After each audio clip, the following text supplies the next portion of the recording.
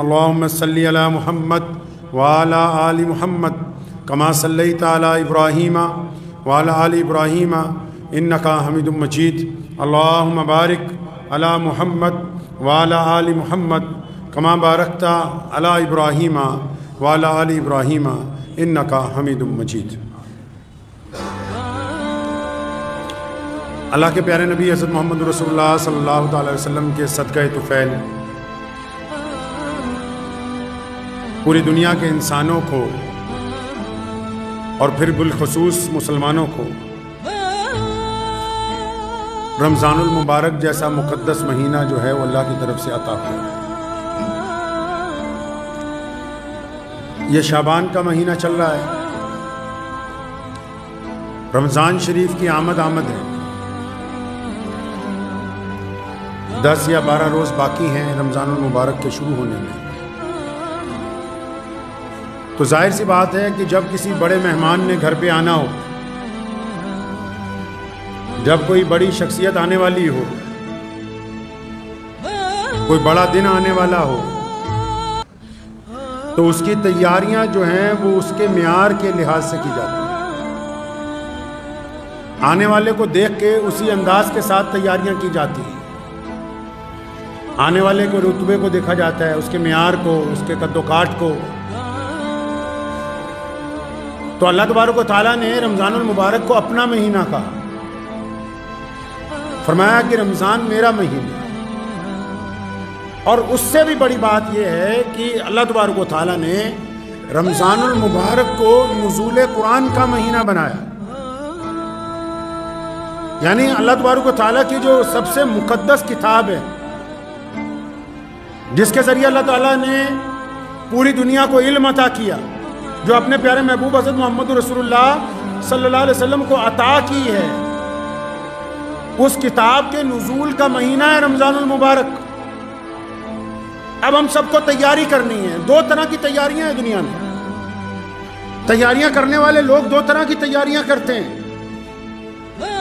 کون سی تیاری کرنی چاہیے؟ کچھ لوگ رسمیں نبھانے کی تیاری کرتے ہیں، اور جو لوگ رسمیں نبھاتے آ رہے ہیں یا رسمیں نبھانا چاہتے ہیں یا رسمیں نبھانے کی تیاری کر رہے ہیں یا وہ رسموں کو مانتے ہیں کہ ہم انہی رسموں کے اوپر چلنے والے ہیں، تو پھر ان کا فائدہ صرف رسموں تک ہے۔ ہمیں اللہ تبارک و تعالیٰ نے کلمہ لا الہ الا اللہ محمد الرسول اللہ عطا فرمایا، ہم رسمیں نبھاتے نہیں ہیں، ہم روایتوں کو زندہ رکھتے ہیں۔ ہم رسمیں نہیں نبھاتے، رسموں میں تو کبھی کمی ہو جاتی ہے، کبھی پیشی ہو جاتی ہے، رسمیں تو کبھی بڑھ جاتی ہیں، کبھی کم ہو جاتی ہیں۔ رسمیں تو سامنے والے کو دیکھنے کے بعد اس کے مزاج کے مطابق آگے پیچھے کی جا سکتی ہیں، لیکن مسلمان جو ہیں پوری کائنات میں رسمیں نہیں نبھاتے۔ ہم رمضان المبارک میں اللہ اور اس کے رسول کی روایتوں کو قائم کرتے ہیں، اور وہ روایتیں اتنی امیر ہیں، ان روایتوں کی وراثت اتنی قیمتی ہے، ان روایتوں کے اوپر چلنا اتنا مقدس ہے کہ ہر بشر کے بس کی بات نہیں ہے۔ اور جب روایتیں نبھانی ہو تو روایتیں تو پوری طاقت کے ساتھ نبھائی جاتی ہیں، روایتیں تو پورے جسم اور پوری روح کا زور لگا کے نبھائی جاتی ہیں۔ روایتوں کے اندر تو بندہ اپنی جان کھپا دیتا ہے، تب کہیں جا کے روایتیں عمل درآمد ہوتی ہیں۔ محمد الرسول اللہ صلی اللہ علیہ وسلم کا رمضان کیسا تھا اور ہم کس رمضان کی تیاری کر رہے ہیں، اگر ہماری روایتیں ان سے میل کھائیں گی تو پھر تو ہم بھی رمضان کی تیاری میں ہیں۔ اور اگر پھر صرف رسم دنیا ہے، اگر صرف رنگ و روغن ہے، اگر صرف نئے کپڑے ہیں، اور اگر صرف گھروں میں صفائی ہے، اور اگر صرف بہترین کھانوں کا انتظام ہے، اگر صرف برتن ہی خریدے جا رہے ہیں، تو پھر یہ رسمیں ہیں، یہ رسمیں ان کو مبارک ہو جو نبھا رہے ہیں۔ ان رسموں کا اللہ اور اس کے رسول کے ساتھ کوئی تعلق نہیں۔ رمضان روایتوں کی بات کرتا ہے، اور بڑی امیر روایتوں کی بات کرتا ہے۔ رمضان ایسی روایتوں کی بات کرتا ہے جو دنیا کے لیے مثال بنتی۔ رمضان ایسی روایتوں کی بات کرتا ہے جو دنیا کے لیے روشنی کا مینار بنتی ہے۔ اور رمضان کیوں نہ کرے ایسی روایتوں کی بات کہ اللہ تبارک و تعالیٰ کی مقدس کتاب جس کو ہم قرآن پاک کہتے ہیں وہ اس رمضان میں نازل ہوئی ہے۔ جب ہم قرآن کی بات کرتے ہیں تو ایسا لگتا ہے کہ ایک روشنی کا مینار نظر آ رہا ہے جو ہمیں راستہ دکھا رہا ہے، لیکن اس کے ساتھ ساتھ ان ٹھیکیداروں کو دوبارہ یاد کرواتا چلوں جو دنیا میں اب نام نہاد ٹھیکیدار بن گئے اسلام کے،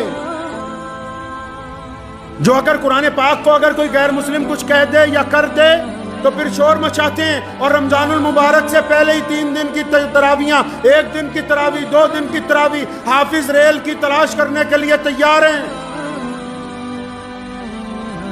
جو اسلام کی روایتوں کو اپنی دولت کے بل پر کہ ہم تو مسجد تک چل کے جا نہیں سکتے، ہم تو اپنے گھر میں امام بلا کے یہیں پر تراویحاں کرواتے رہیں گے، کرواؤ پھر اپنے گھر کے اندر تراویحاں۔ اللہ تبارک و تعالیٰ کو ایسے لوگوں سے کچھ لینا دینا نہیں جو جان بوجھ کے اسلام کی جمعیت کو، اسلام کے اتفاق کو، مساجد کی رونقوں کو کم کرنا چاہتے ہوں۔ یہ اللہ تبارک و تعالیٰ کی رضا نہیں حاصل کر رہے، یہ قرآن پاک کی بیعت بھی کرنے کی کوشش کرتے ہیں۔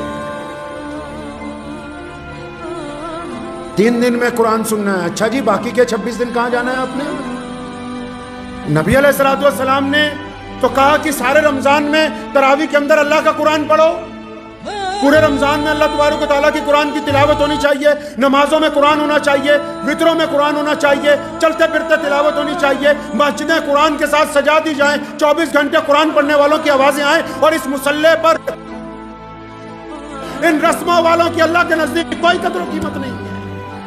تم اپنی دولت کے بل پر اسلام کے اندر گنڈا گردی کرنا چاہتے ہو، تم رئیس بن گئے ہو اس لیے تم چاہتے ہو کہ ہماری کوٹھی پر تراویحاں ہو جائیں، زیادہ دولت کا غرور آ گیا ہے کہ شاید پیسے کے بل پر ہم جو کریں گے اپنے گھر میں ہی جمعہ کروا لیں۔ جن جگہ مساجد کی کمی ہے وہاں کئی جمعے اب بھی ہوتے ہیں، لیکن کچھ علاقوں میں، کچھ نئے شہروں میں جہاں انڈسٹری آئی تو کئی ترم خاؤں نے کہا جی ہم تو اپنے گھر میں ہی جمعہ کروا لیں گے، تو بس پھر وہ تمہارا ہی ہوا، جو پڑھنے والے ہیں ان کا نہیں ہوا۔ مفتی کو دھوکہ دے سکتے ہو، اللہ کو دھوکہ نہیں دے سکتے۔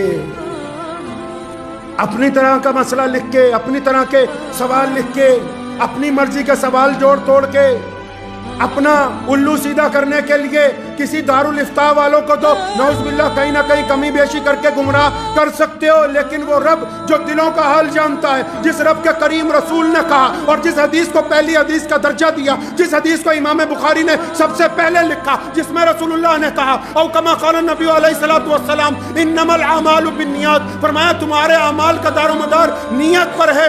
اگر نیت صرف اپنی شہرت ہے، اگر نیت صرف اپنی انا ہے، اگر نیت صرف دوسروں کی بے عزتی ہے، اگر نیت صرف اجتماعیت کو توڑنا ہے، اگر نیت صرف اپنی دیر عید کی مسجد بنانا ہے، تو تمہاری قسمت میں صرف وہی لکھا ہے، اللہ کی رضامندی تمہارے ساتھ نہیں آنے والی ہے۔ اسی پہ ٹکے رہو۔ پھر جھوٹا قرآن کا نام لینے سے قرآن کا داعی نہیں کوئی بن سکتا۔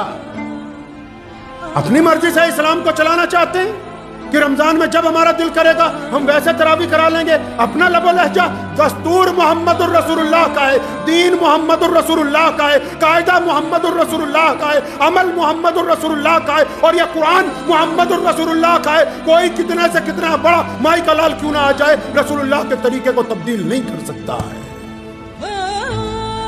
تو جن کو اور بھی شوق ہے لدھیانے جیسے شہر میں یا کئی انڈسٹریل شہر ہیں کہ نہیں جی ہم تو قریب میں ہی سن لیں گے، حضرت عبداللہ ابن مختوم رضی اللہ تعالیٰ عنہ نابینا ہے، نابینا صحابی، آنکھوں سے نظر نہیں آتا،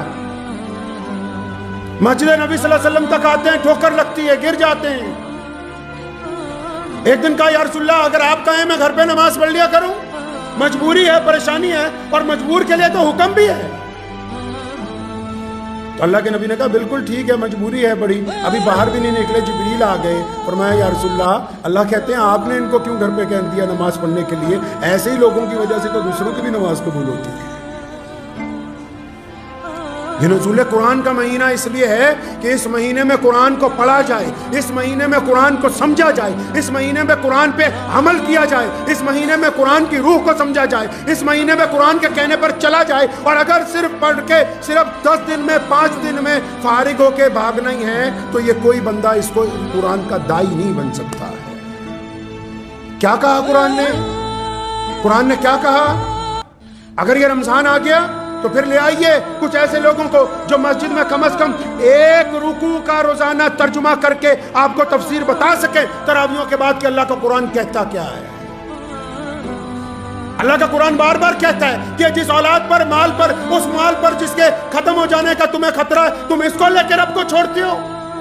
اللہ کے قرآن نے کہا عورتوں کو کہ اپنا چہرہ ڈھانپ لو، لیکن اس سے پہلے مردوں کو کہا کہ اپنی نگاہوں کو نیچے کر لو۔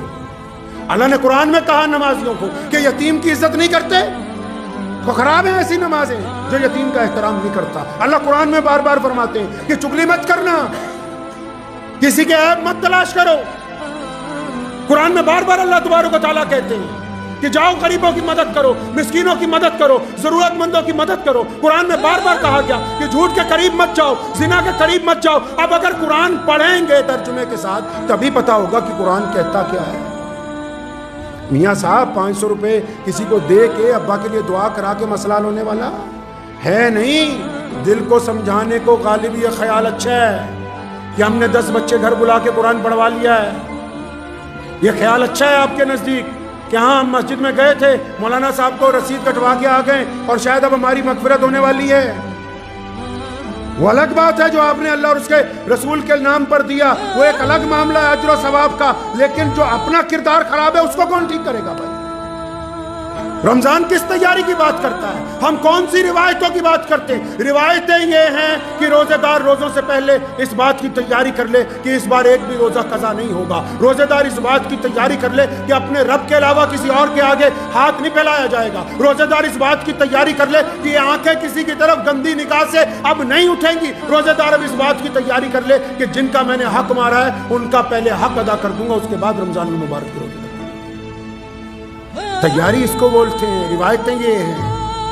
اور رمضان المبارک کی روایتیں تو اتنی رئیس ہیں، اتنی جامع ہیں کہ جب آپ رمضان المبارک میں نبی علیہ السلام کے واقعات پڑھیں گے، نبی علیہ السلام کی زندگی پڑھیں گے تو آپ کو اندازہ ہوگا بھی کتنی قیمتی شے اور کتنی مقدس چیز اللہ تبارک و تعالیٰ نے اپنے پیارے محبوب حضرت محمد رسول اللہ کے ذریعے آپ کو عطا فرما دی۔ اکثر آپ نے ایک بات سنی ہوگی، کوئی گنہگار بندہ کوئی اچھا کام کرتا ہے نا تو لوگ کہتے ہیں 900 چوہے کھا کے بلی حج کو جا رہی ہے۔ سنی ہے کہاوت کہ 900 چوہے کھا کے بلی حج کو جا رہی ہے؟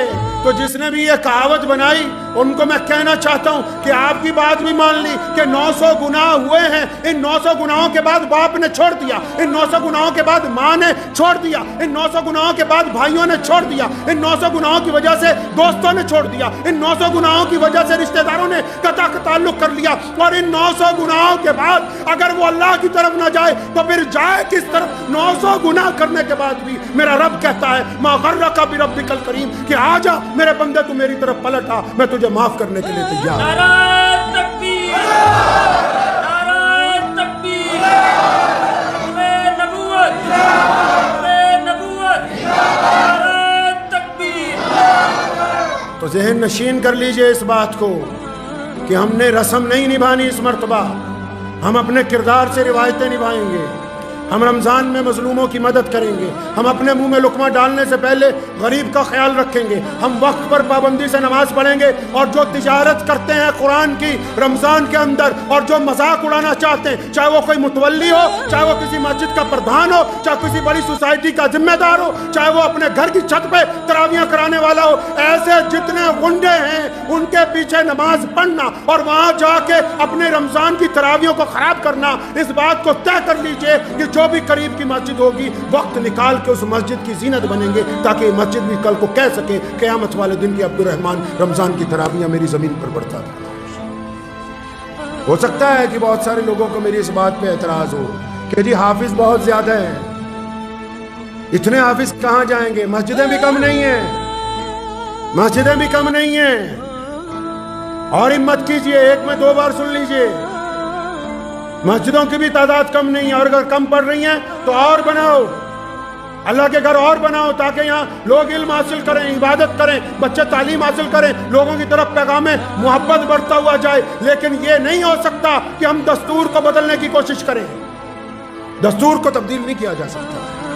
یہ اسلام کی یہی تو بات ہے، پوری دنیا میں اب تک جتنے دستور بنے، بڑی بڑی حکومتیں بنی، جو نئی حکومت آئی اس نے پچھلے والے کا دستور بدل دیا، جو نیا بندہ تخت پر بیٹھا اس نے پہلے والوں کا دستور بدل دیا۔ یہ محمد رسول اللہ کا دین ہے اور اس پر رسول اللہ نے مہر لگا دی۔ سونے محمد صلی اللہ علیہ وسلم نے مہر لگا دی، کمپلیٹ کر دیا، مکمل. اب کسی کی تعویلیں اس کو تبدیل نہیں کر سکتی. اور بلندی سربلندی ہے ہی ان لوگوں کے لیے جو اللہ اور اس کے رسول کی اطاعت کرتے ہیں. عزتیں انہی کے لیے ہیں جو اللہ اور اس کے رسول کا کہنا مانتے ہیں. تو تیار ہو جائیں اس رمضان میں، کریں گے انشاءاللہ روایتوں پہ عمل کریں گے انشاءاللہ. رسمیں نہیں نبھانی ہم نے انشاءاللہ، ہم روایتیں نبھائیں گے. اور وہ روایتیں جو رسول اللہ صلی اللہ علیہ وسلم نے رمضان میں نبھائی ہیں اس کے متعلق انشاءاللہ تعالی رمضان کے جمعوں میں آپ کے ساتھ ذکر ہوگا. دعا کیجیے اللہ تعالیٰ مجھے بھی اور آپ سب کو اس پہ عمل کی توفیق عطا فرمائے. وآخر دعوانا ان الحمدللہ رب العالمین.